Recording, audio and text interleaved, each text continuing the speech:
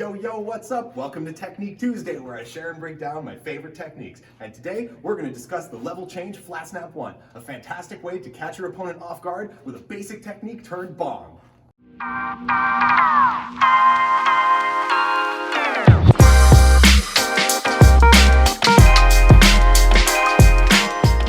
All right, let's kick it. So, the flat snap 1, level change flat snap 1 differs from the flat snap 1 in a couple of key ways. So your traditional flat snap 1, when you set up, right, it's just your straight up, boom, flat snap to the leg, right? Whereas the level change flat snap 1 requires you to use some body and head movement to make yourself a smaller target, move forward, and throw repeated shots into the leg. So the way I like to set up the level change flat snap 1 is when I'm going to throw my flat snap to the leg, I'm going to bring my left leg in. So I'm in like kind of a squared or a horse stance, kind of like this, right? So I'm going to bring my left leg in. I'm then going to crouch or kind of tilt my body to the right side, because that's my sword side, and I'm going to bring my shoulder down closer to where my hand position is, kind of like this, right? And this is all to create tension in my biceps so I can throw the hardest possible shot while being like a small little scrunched up target. So I'm going to come in and I'm going to bring my feet parallel. I'm going to bring my shoulder down to where my arm is, and I'm going to throw my flat snap 1, right? And this is going right into the shin. Boom, like that. Now, when I throw that shot, I'm going to also bring up my shield over my head to protect myself from the inevitable counter shot. Because whenever you advance aggressively on a target, even if you present a small target, very often people are kind of have this, panic swing where they're going to kind of like try to bop you as you're coming in. If you don't have your shield over your head, you're 100% going to get bopped in the head. So always make sure that you cover your head when you're doing like a big maneuver like this, right? So I'm going to show you how it looks. Once again, we're going to compare it to this traditional flat snap 1. Boom, right? Here, I'll show you a couple of them. Traditional flat snap 1. Here's the level change flat snap 1. Now, why would I use a level change as opposed to a traditional flat snap 1? Well, the level change operates both offensively and defensively, because I can pull my head and part of my body out of one of the levels or one of the lanes on the target. By levels or lanes, I refer to how you can split up a target, kind of like in the last video where we split up our target into 6 different zones for the purposes of like striking and lexicon and opponent analysis on the field. It's kind of like the same thing, right? So I split up my opponent into like 3 different levels, like let's say level 1, level 2, and level 3. And I want to use head and body movement to get myself out of one of the levels or one of the lanes in order to set up an attack on another level or another lane. And the purpose of that is because if I'm like engaged mid-combination with somebody, right, and they throw a flat snap at me, sure, I can block the flat snap, right? But that could also lead to me eating other combinations, changes of position, whatever. But if the opponent fires the flat snap at me and I disappear out of that lane and start throwing shots into the leg from down here, the first thing they're going to have to do is adapt to my change in position, right? Just kind of like we were talking about in previous videos, when I take the left step and I change my orientation and go into shield pressure, like in the 3-4 or 3-6 videos, the opponent still has to adjust to your change in position. And although a level change doesn't necessarily include an angle change, although it can, if for example you want to step this way and then level change, you want to step that way and level change, you could do that too. But it's still a change in the proportions of your opponent and the orientation of your opponent. So they have to adapt right away.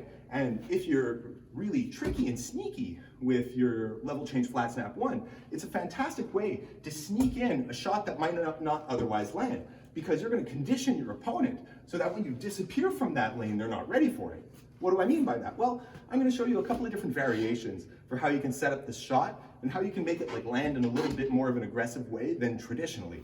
It's also really good if you want to establish forward pressure and keep a combination going on somebody from a safe position, because very often we get so into the fight that we get caught up in bad trades or messy trades, and I hate mess, right? I want all my shit to be clean on my target. I want to block all their shit, I want to hit them in all their shit, and I don't want to take any shit, if you understand what I'm saying, right? Because in Buhurt competitions, anything that's partially blocked doesn't count, and anything that doesn't land with sufficient force doesn't count, and anything that doesn't land with the correct orientation of your blade doesn't count. So you need to create all of the conditions necessary to land a shot perfectly, right? So I don't want any kind of scuffle that will make it hard for the referees or for anybody judging or my opponent judging to say, oh, I didn't hit them right, right? And the level change flat snap is conclusive. It lands really well, right? powerful shot. It's a very powerful shot, and it's explosive, and you can move forward with it. You can set up other combinations. You're inevitably going to have to change levels again, and you can pop out and throw at other targets and continue your combination. I think it's a great combo piece. It's like perfect for the middle of the chain, and it changes the dynamic of the fight so much by just pulling the adversary out of your line of sight, even temporarily. And it's like enough, if we're talking points, right? Because it's one thing if you're like looking for the knockout or whatever, but here we're talking points, where like every single point matters. You need like sneaky, tricky things in your like bag, in your bag of tricks, in your library, in your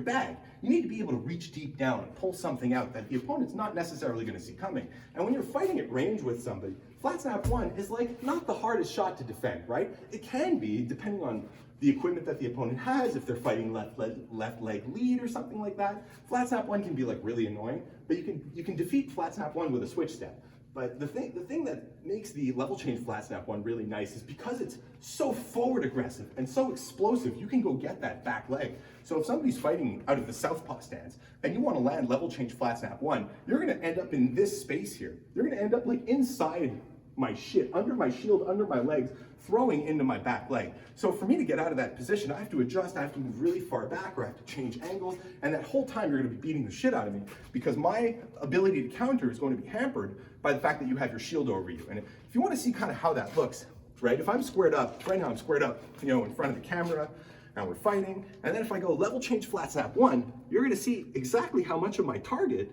is reduced by me putting my shield over my head and squatting down. Sure, you can still score shots by, stepping around and throwing a wrap, or you could step in and throw a scorpion.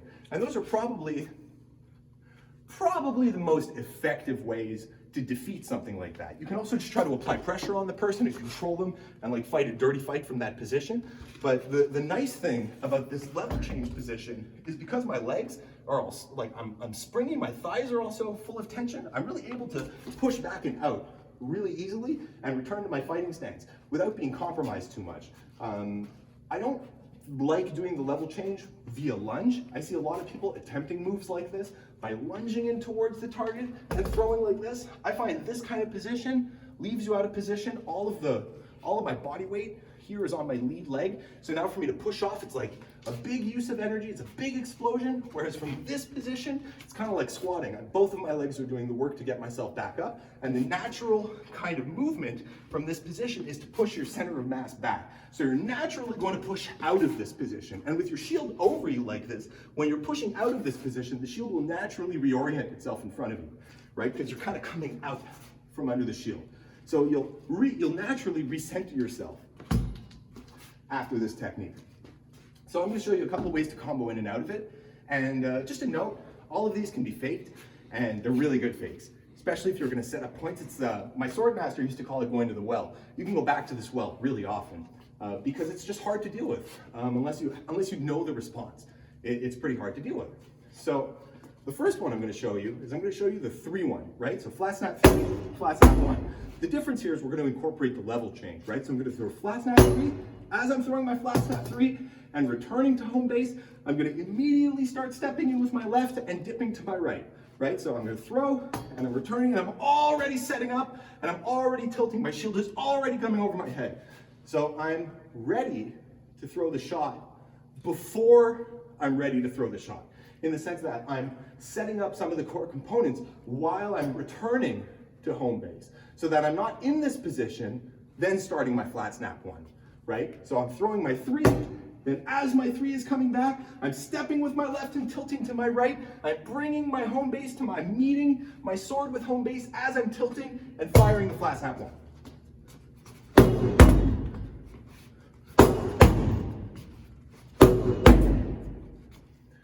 Really, really solid technique, and like I said, you can fake out of it. Flatsnap fake, change Flatsnap 1. Now, offside 4 Flatsnap 1. I love offside 4 Flatsnap 1, especially if you throw your Flatsnap 1 like a C-cut. What a stylish move. C-cut, boom. I love that sword strike. It's different than throwing a 4, returning to home base and throwing a 1. The C-cut comes directly out of the 4, and you make like the shape of a C with your sword. It's a really nice little combination. It generally lands, either right under or right over the knee, and I think it's a really strong shot, but it's really nice with a level change. So you can step, like in our previous videos, you preload that left step, you throw your 4, and then from this position, as you're coming back, you're already in your paralleled stance. So you're already gonna dip to your sword side, you're gonna naturally bring your shield over your head, and you're gonna start throwing your flat snap 1.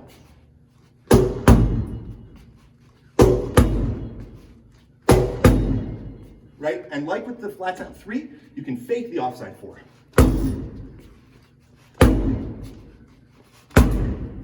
Thanks for watching this installment of Technique Tuesday. Remember to like and comment. I'm dying to hear what you have to say. And be sure to flat snap the subscribe button and offside that notification bell. Peace the fuck out.